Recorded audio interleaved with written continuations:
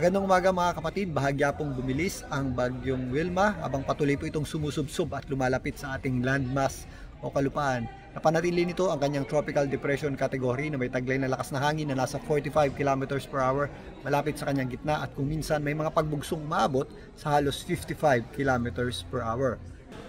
Ang bagyong Wilma po ay huling namata ng Pag-asa sa layong around 245 kilometers east ng Borongan, Eastern Samar. Nandito pa po yan sa karagatan, yung kanyang center or gitna. At patuloy po yung kumikilos, pasubsob o pa-south, southwestward. At mamayang hapon, possible po yung dumikit or lumapit na dito sa areas ng Samar.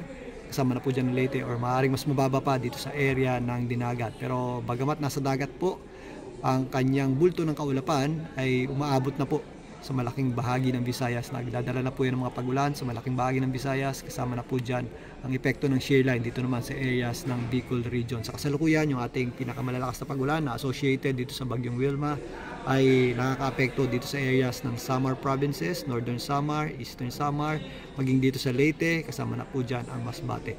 Ang natitirang bahagi ng Visayas ay nakakaranas din po ng pagulan dahil do sa epekto ng mga panglabas na kaulapan itong bagyong si Wilma. Shear line naman ang nagpapaulan dito po sa areas ng Bicol region at Quezon. Ang bagyong Wilma po ay inaasahan natin na tatawid dito sa area ng Visayas ngayong weekend at maaaring sa darating na Lunes yan po ay tumawid naman dito sa area ng Palawan. At habang kumikilos po yan, patawid dito po sa areas ng Visayas, magpapatuloy po ang epekto ng mga pagulan nito.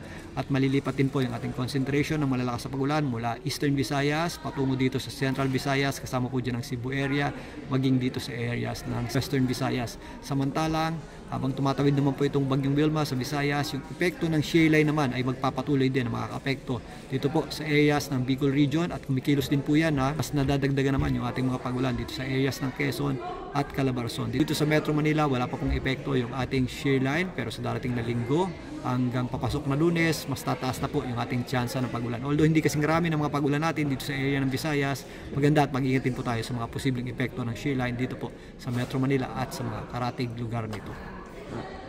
Sa ngayon, yung ating pinaka-hazards na babantayan sa pagtawid ng bagyong Wilma ay ang mga daladala nitong pag-ulan. So mag-ingat po tayo sa mga posibleng flash floods at landslides, lalong-lalo na doon sa mga areas na mabubundok at mga low-lying areas. Abangan ang iba pang detalye niyan mamaya sa Frontline Pilipinas. Muli ito po ang inyong weather frontliner Alvin Pura na lagi may panahon para sa iyo.